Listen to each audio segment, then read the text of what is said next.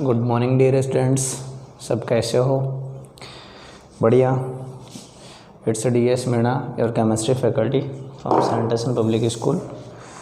और अपन पढ़ रहे थे केमिस्ट्री में सॉल्यूशन चैप्टर। और सॉल्यूशन चैप्टर में अपन ने देखा था कि आपकी मोलरिटी से रिलेटेड मैंने कुछ फॉर्मूले आपको करवाए थे और कुछ न्यूमेरिकल्स आप लोगों को दिए थे। तो उन न्यूमेरिकल्स में मैंने लास्ट का जो न्यूमेरिकल है वो मैंने आपको S3PO4 का बताया था। तो उसके बारे में कुछ चीज़ें बताता हूँ आप लोगों को कि S3PO4 जो है, इसमें जब आप वैलेंसी फैक्टर निकालोगे तो थोड़ा सा आप लोग इसका ध्यान रखना, ठीक है? वो इसकी स्ट्रक्चर से पता चलेगा। जैसे अपन इसकी स्ट्रक्चर देखते हैं,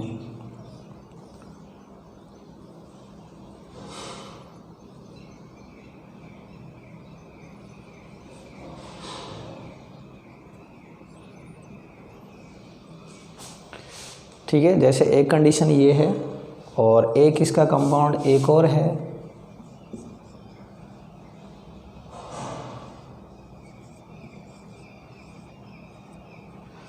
S3PO3।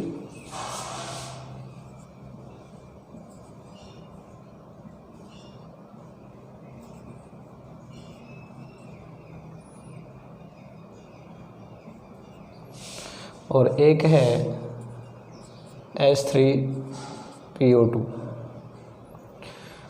तो ये इसकी स्ट्रक्चर है, ये इसकी है,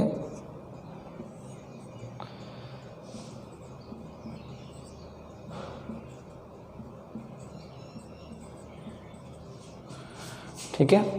तो देखिए जैसे कि इनमें सब में क्या है, अपने पास में 3 हाइड्रोजन है। इसमें भी 3 हाइड्रोजन है, इसमें भी 3 हाइड्रोजन और इसमें भी 3 हाइड्रोजन है। यदि आप इसको फर्स्ट लुक में देखोगे तो आपको ऐसा लगेगा ये जो तीनों एसिड है, इन तीनों की जो है वैलेंसी फैक्टर 3 होगा, क्योंकि 3 हाइड्रोजन में 3 H+ है। 3 H+ जो है इसके पास में है और ये रिलीज कर सकता है। लेकिन जब मैंने आपको वैलेंसी फैक्टर बताया था एसिड का, तो ये बोला था कि H+ जो है वो रिलीजिंग होना चाहिए। अब देखिए यहाँ तो क्या है कि ये बॉन्ड को कंसिडर करते हैं अपन। ये जो बॉन्ड है ये पोलर बॉन्ड है। पोलर बॉन्ड है, इसका मतलब ये है कि यहाँ से 3 H+ जो है अपन को मिल सकते हैं। लेकिन यहाँ पर यदि अपन देखें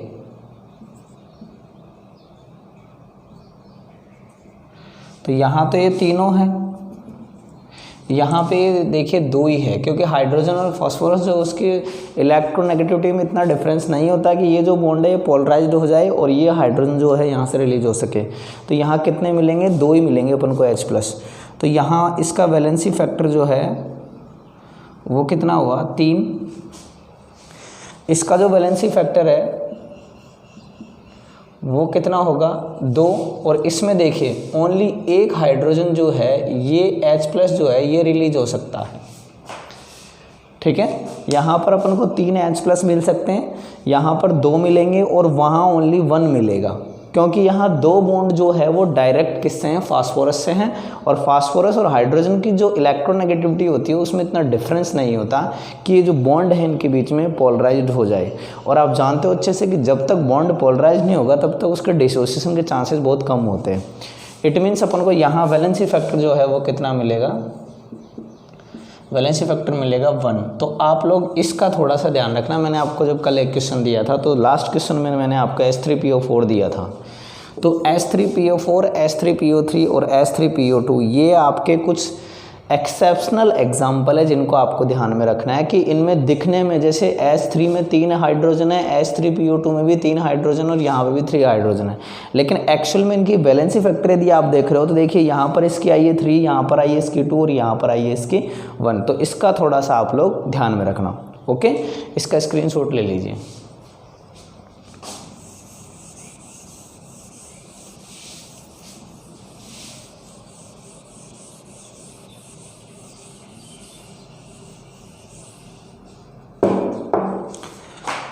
अब देखिए अपन आगे बढ़ाते हैं मैटर को। नॉर्मलिटी जो है उसका अपन ने एक फॉर्मूला कर लिया था, और वो फॉर्मूला क्या था आपका?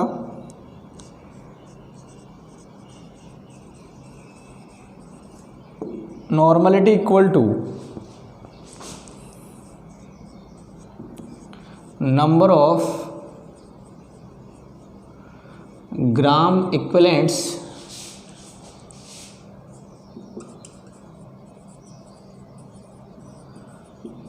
of solute by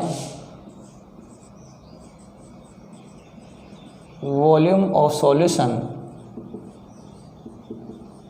in litre. ये फॉर्मूला अपन क्या कर चुके हैं, पढ़ चुके हैं, और इसमें मैं आपको न्यूमेरिकल भी बता चुका हूँ। ठीक है, इस पे वन टाइप का जो न्यूमेरिकल था वो मैंने बता दिया, और सेकंड टाइप का न्यूमेरिकल जो है वो मैं आप लोग को बता रहा हूँ, तो आप लोग थोड़ा सा ध्यान रखना इसमें। देखिए न्यूमेरिकल ऐसे भी आ सकता है,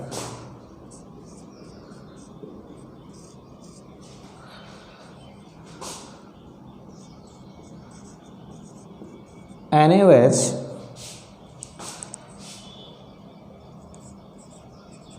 has normality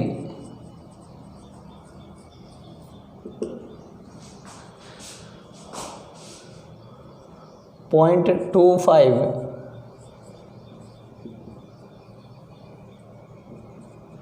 and with 3 liter of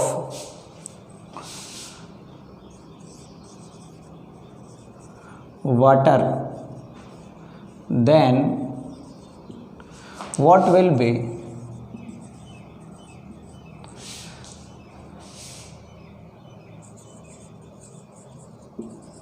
require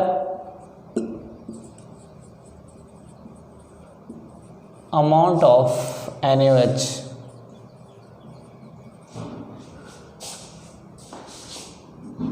in grams. आपको ये इसमें क्वेश्चन दिया है कि NaOH जो है उसकी नॉर्मलिटी कितनी है, 0.25 है, विथ 3 लीटर ऑफ वाटर। जो अपना इसमें सॉल्वेंट है या फिर आप जो सॉल्यूशन कह सकते हो वो कितना है, 3 लीटर है।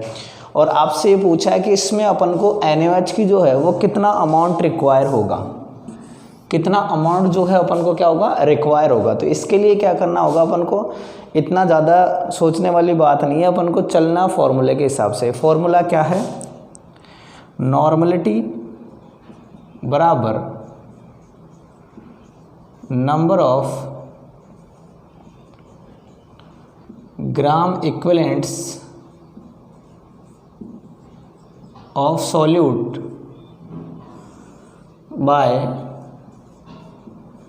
Volume of solution in litre. ठीक है, तो देखिए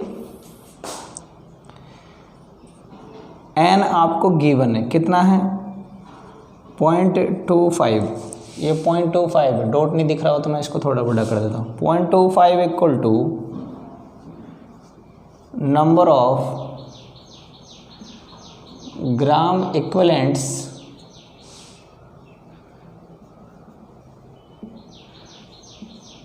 of solute by volume of solution in litre. Volume आपको गिवन है तो आप यहाँ पर इसको कर सकते हो। तो आपके पास में यहाँ पर जो आया वो क्या आएगा, number of gram equivalents of solute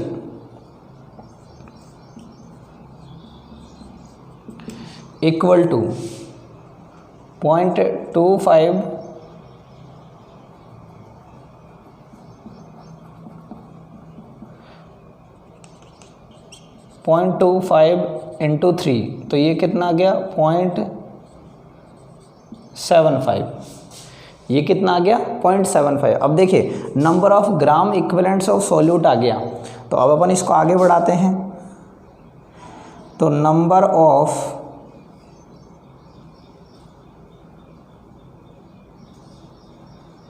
gram equivalents of solute equal to किसके होता है,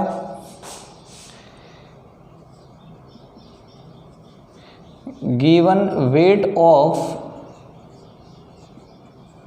solute by equivalent weight of solute अब हमारे पास यहाँ पर क्या दोनों यूनिट नहीं है, ये भी नहीं है और ये भी नहीं है, ओनली ये है। ठीक है, तो हम यदि यहाँ पर पहले ये कैलकुलेट कर लेंगे तो फिर अपन को गिवन वेट ऑफ सॉल्यूट यानी कि अपन को रिक्वायर अमाउंट आराम से पता चल जाएगा। तो आप इक्विवेलेंट वेट आराम से कैलकुलेट कर सकते हो। देखिए इक्विवेलेंट वेट इक्वल टू क्या होता है, मोलर वेट या molar mass by valency factor, ये बताया था मैंने आप लोगों को। तो यहाँ पर देखिए मोलर मास कितना है NaOH का, मैंने आपको पहले भी बताया है 23 + 16 + 1 दिस विल बी 40 ग्राम। तो ये आ गया 40। कितने OH रिलीज कर सकता है 1, तो 1 तो कितना आ गया 40। अब देखिए अपने पास में एक यूनिट आ गई, तो एक यूनिट आ गई तो अपन इसको आगे बढ़ा सकते हैं। अब यहाँ पर ये कितना है 0.75, ये कितना है इसको यहाँ कर देता हूँ मैं 0.75 equal to weight Y, weight किसका ले रहे हैं अपन NaOH का आएगा, weight of NaOH by equivalent weight of NaOH कितना आया 40। तो यहाँ पर weight of NaOH equal to 0.75 into 40। तो अपन इसको करेंगे कैलकुलेट।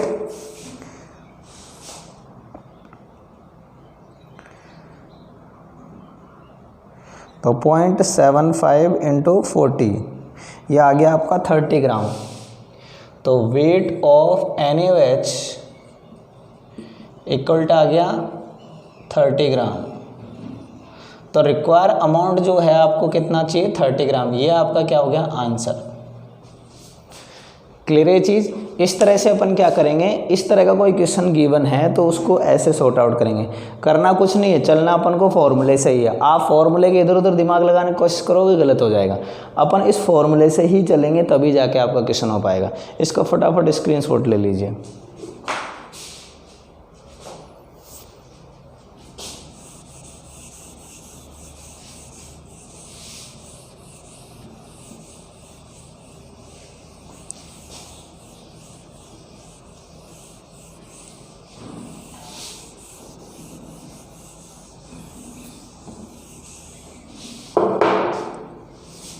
देखिए अब normality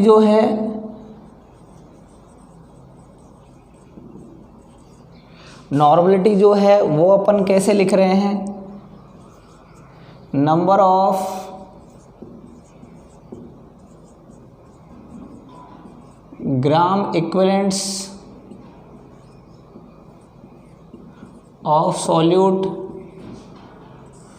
bye volume of solution in litre. ठीक है, तो अपन इसको थोड़ा और खोलते हैं किसको, number of gram equivalents of solute को। तो अपन को क्या मिलता है, देखिए normality equal to gram equivalents of solute क्या है। देखिए ग्राम इक्विवेलेंट्स ऑफ सॉल्यूट क्या है, ग्राम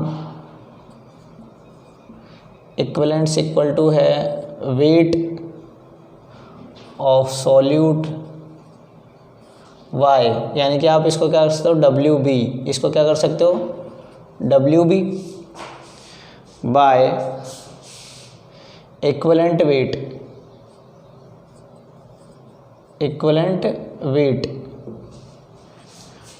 ठीक है, आगे ये बात समझ में। अब देखिए हम इसको यहाँ रखते हैं तो WB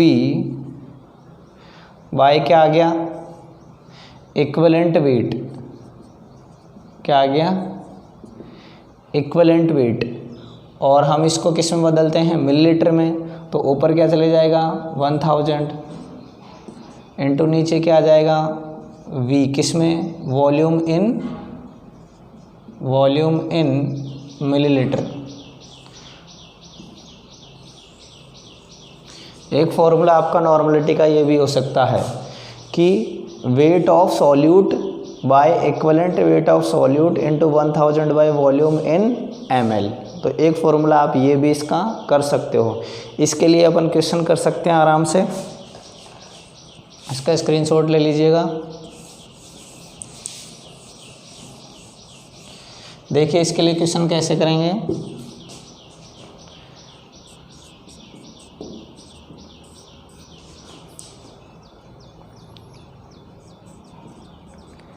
H2SO4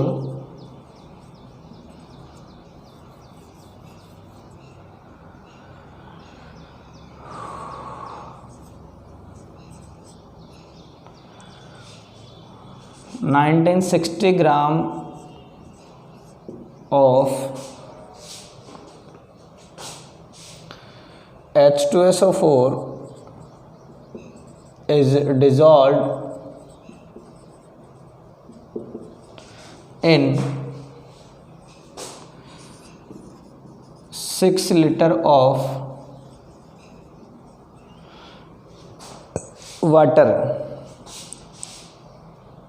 या आप इसको कर दो 6000 ml of water, then what will be normality। तो इसमें सिंपल है, मैं इसमें इंक डाल लेता हूँ, आप लोग ट्राई करो इसको। बिल्कुल फॉर्मूले से चलना है, ऐसा कुछ भी नहीं है ज़्यादा टेंशन वाली बात। आप फॉर्मूले से चलोगे तो बेटर कर पाओगे। अभी जो फॉर्मूला बताया मैंने उस फॉर्मूले को आप यूज़ कीजिएगा।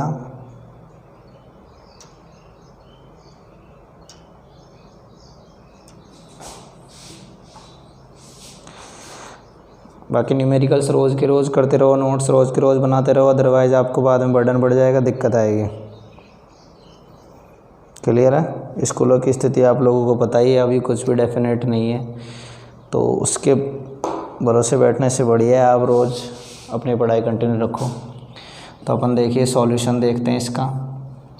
देखिए n equal to WB into 1000 by equivalent weight into V in ml। ठीक है, क्वेश्चन में क्या क्या गिवन है आपको, WB गिवन है, कितना है 960 ग्राम, ठीक है, और आपके पास में V गिवन है, कितना है 6000 ml। ठीक है, देख लीजिए अपन इसको कर लेते हैं। इक्विवेलेंट वेट नहीं गिवन है, इक्विवेलेंट वेट आप कैलकुलेट कर सकते हो। इक्विवेलेंट वेट कैसे आएगा, देखिए इक्विवेलेंट वेट का मतलब होता है molar mass by valency factor. Molar mass इसका कितना होता है H2SO4 का, बताया था मैंने आप लोगों को 1 इंटू 2 प्लस 32 प्लस 16 इंटू 4, तो ये गया 2 प्लस 32 प्लस 64, तो गया 4 2 6 2 8 और 6 और 3 9, 98 ग्राम। तो ये इक्विवेलेंट वेट निकालने के लिए अपन क्या करेंगे, 98 बाय वैलेंस फैक्टर कितना आएगा इसका 2 आएगा, क्योंकि इसमें कितने H प्लस है 2H प्लस है। तो यहाँ पर इक्विवेलेंट वेट बराबर कितना आ गया 49 ग्राम। कितना आ गया 49 ग्राम। अब देखिए इसको अब आप आराम से यहाँ लिख सकते हैं, n बराबर WB कितना गिवन है 960 इंटू 1000। एक सेकंड बच्चों, हेलो, अभी क्लास ले रहा हूँ मैं।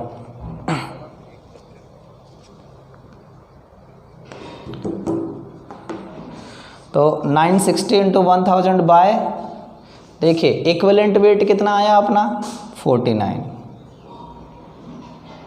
इंटू कितना है, ठीक है। तो अपन इसको आराम से कैलकुलेट कर सकते हैं। ये देखिए, इससे ये गया, ठीक है, और इससे ये चले जाएगा, कितने टाइम जाएगा देख लेते हैं। आपके ये 960/49, ये आ गया आपका n बराबर 40/6, तो बाय 6 करेंगे तो आपकी वैल्यू आ गई n = 6.66 ग्राम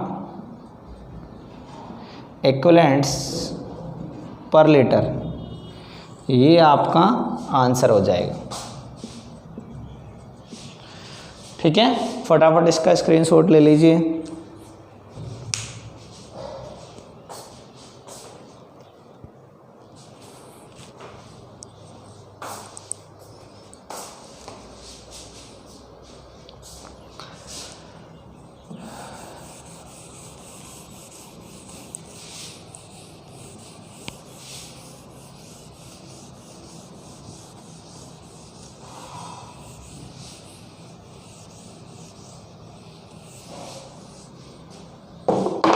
हाँ जी,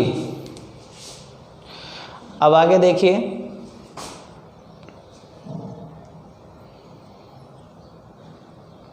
इसका अगला फॉर्मूला देख देते हैं नॉर्मलिटी का। N1V1 = N2V2। जैसे कि अपन ने किस में देखा था, मोलरिटी में। मोलरिटी में एक फॉर्मूला देखा था ना आपने, M1V1 = M2V2, ये फॉर्मूला आया था ना मोलरिटी में। तो नॉर्मलिटी में भी ये फॉर्मूला आता है, क्योंकि नॉर्मलिटी जो है वो भी किस में है, आपकी वॉल्यूम में है। तो आप इस पे न्यूमेरिकल कर सकते हो आराम से।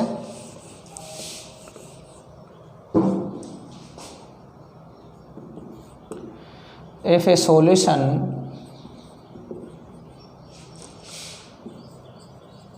Has 0.25 normality with 200 ml of volume,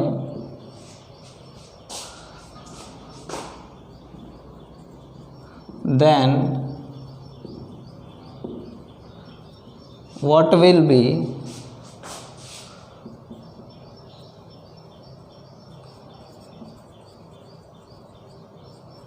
normality at 400 ml of volume. ठीक है, बड़ा सिंपल सा क्वेश्चन दिया है मैंने आपको, इतना कोई टिपिकल खास है नहीं। अपन इसको कर लेते हैं। देखिए,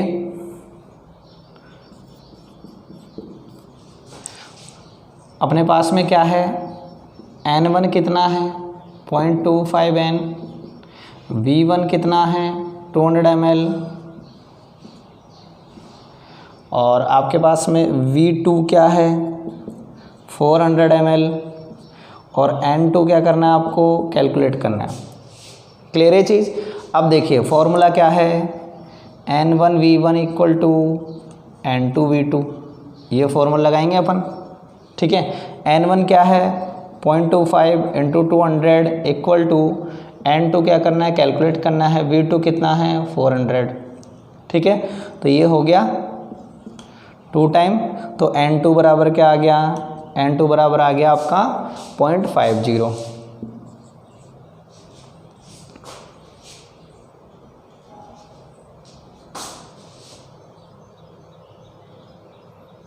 ये 0.50 थोड़ा ना आएगी बेटा, ये आ जाएगी 0.25/2 यानी कि 0.125। नॉर्मलिटी जो है आपकी, न्यू नॉर्मलिटी जो है वो ये आ जाएगी। क्लियर है, ये आपका आंसर हो जाएगा। कोई दिक्कत इसमें, फटाफट इसका स्क्रीनशॉट ले लीजिए।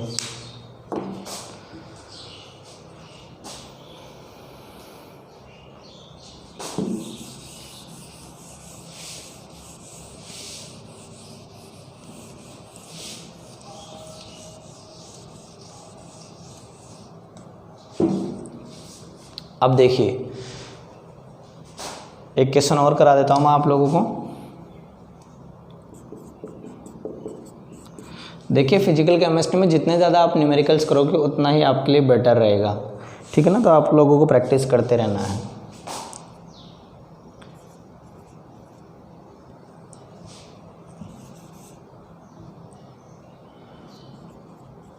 H2SO4 is formed 0.40 normality solution with 300 ml of H2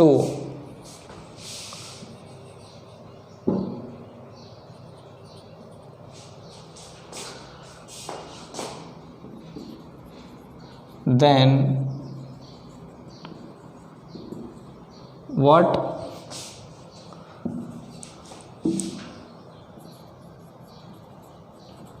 amount of volume is required to make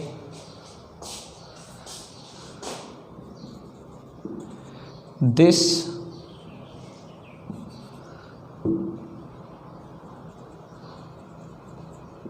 normality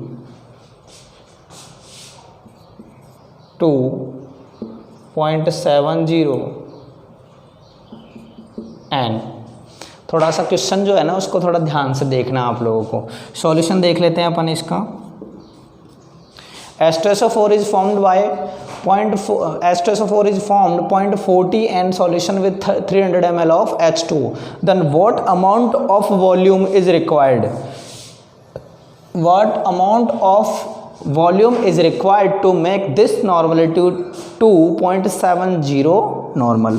तो देख लीजिए इसमें N1 क्या है आपका, N1 है आपका 0.40। V1 क्या है, V1 आपका क्या है 300 ml है। N2 क्या है आपका, N2 है 0.70 ml और V2 हमको पता नहीं है, ठीक है। तो अप्लाई कर दीजिए, फॉर्मूला क्या है N1 V1 equal to N2 V2। N1 कितना है 0.40 into 300 equal to 0.70 into V2, ठीक है। तो यहाँ पर 0.40 इंटू 300 बाय 0.70 ये आ गया।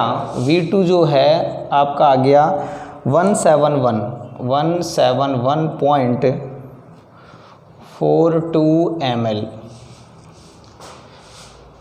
अब देखिए यहाँ आप गलती कर सकते हो कि ये जो है ये फाइनल आंसर आपका, जबकि ऐसा नहीं है। ये फाइनल वॉल्यूम है। ये क्या है, फाइनल वॉल्यूम जिस पर हमको इतनी नॉर्मलिटी मिलेगी। वो पूछ रहा है कि what amount of volume is required, ठीक है। तो पहले कितना था 300 था, अब कितना है 171 है, यानी कि कितना का डिक्रीमेंट हुआ यहाँ पर। तो अपन कर सकते हैं 300 माइनस 171.42। तो वेरिएशन कितने का है, वेरिएशन है आपका 128.58 ml का।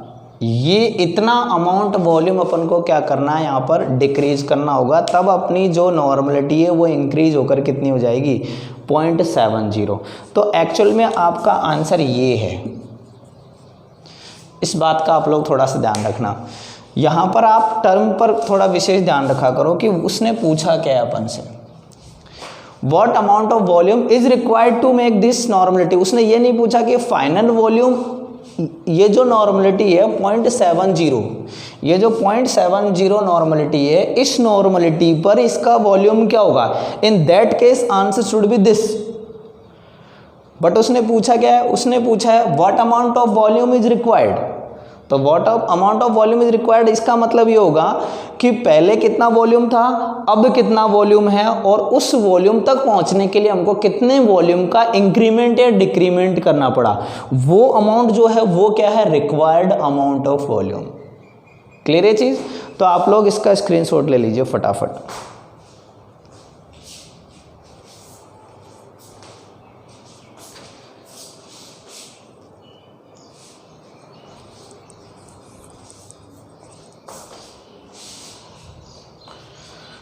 ठीक है,